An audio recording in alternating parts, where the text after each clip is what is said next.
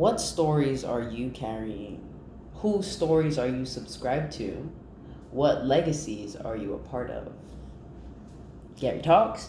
These are some questions that I'm thinking about today as I think about the value of awareness. So today, I've deemed Monday this kind of day for me to think about the value of awareness. I've created this slavery timeline that I'm like finishing up the end half of it, but I posted the first 3 on my blog. Y'all can check it out, GariTalks.com. That's my blog. And I'm also filming an accompanying video to explain and walk through the timeline. But I'm thinking, like, what is the point of awareness? Why bother, right? Why bother sit here and even take the time to learn about history, learn about slavery, to learn about things that are unpleasant, to become aware of things that I was not aware of before, that you were not aware of before? What is the point? In college, it really struck me as I learned more about the world around me, about how the systems have come to be, how capitalism became a part of America, right? How the Protestant work ethic and Protestantism is part of America. As I just sat and let things come into my awareness and learned more and more, and my knowledge expanded as I was learning more and more about the world around me, how it has been constructed to be a particular way, I realized being able to see where you are, to see your oppression, to see the things that are challenges to you, to see the things that were prescribed, meaning written before. Prescribed writing. So the things that who you came into this world and you have no idea about it, but you already being prescribed, right? When we talk about gender, as soon as a baby's born, someone's man and woman, you get in a pink blanket or a blue blanket, and it means all these things, right?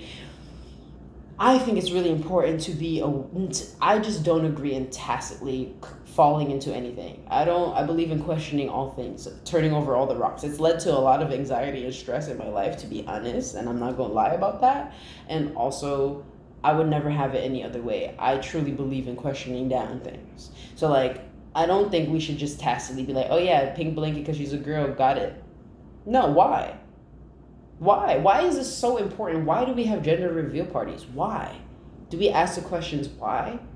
Because when we come into awareness, then we have a choice. We have a choice to make as to how we want to move with this information that we've gotten.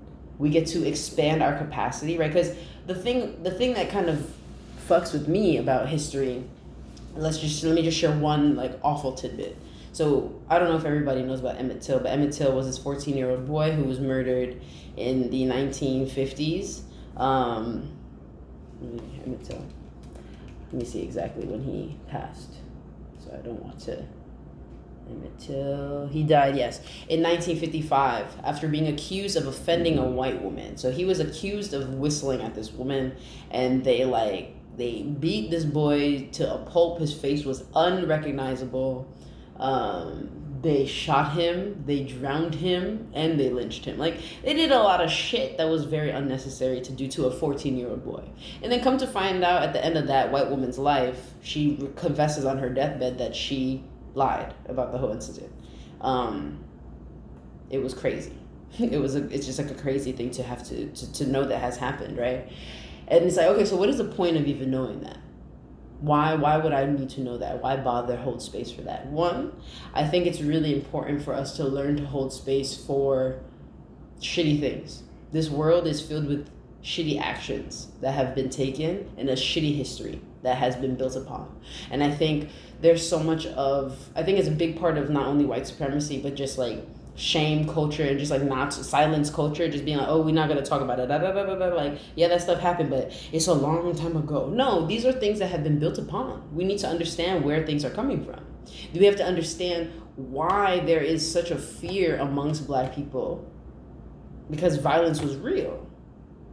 And it was real in the 50s, right? In 55, it doesn't mean that suddenly it just disappeared.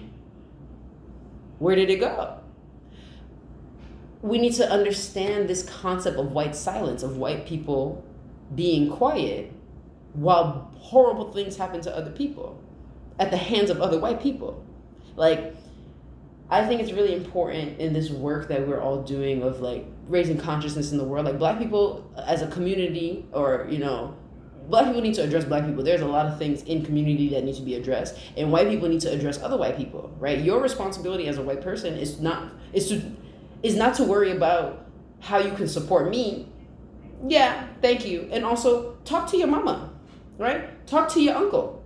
Talk to your grandma. Don't just be, oh yeah. Grandma's just. No, I don't know how grandma's just. I don't agree. I think that we need to have and I think it's not even about an easy fix. It's not about coming to a conclusion. Like, we can conclude that America sucks. Like, no, I think that's my opinion, that America has a really ratchet history. And my general consensus, I would like for us to come to this idea and understanding that America's not this like land of the free, home of the brave shit that they try to say, right? Make America great again, or make America great. America was never great to begin with, in my opinion, right? That's just what it is. And I want to highlight why I believe that is so. And I want to I want those people who think that it is great, those people who think that is amazing, who think this is truly the land of opportunity, do you still believe that, knowing the history of it? And like, this is not to say, oh, because this is the worst place in the world, or it's better or worse than other places. I think that's really annoying, how we tend to, when something's bad, you be like, oh, well, it's not as worse as, or bad as. No, that's stupid to me. Like, I want us to be able to hold something for what it is. Like, this country was built on bloodshed and violence. And I want us to understand that. Because then we can have a choice about who leads us and what systems we choose to adhere to and continue to be a part of and maintain. That's what I believe.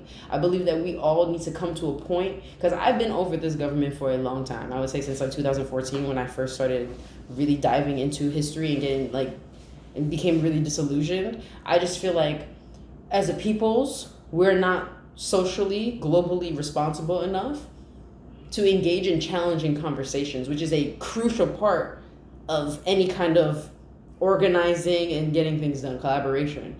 We decide to have these people who sit in the White House or in Congress, in the House of Representatives, talk about some shit, some challenging shit, when they're not from the communities that we're from, not necessarily, that don't have the interests of us involved. Like, a good friend of mine, Hallie, really revolutionized the way I think of brainstorming. Like, if we're brainstorming a decision for a school, who needs to be involved?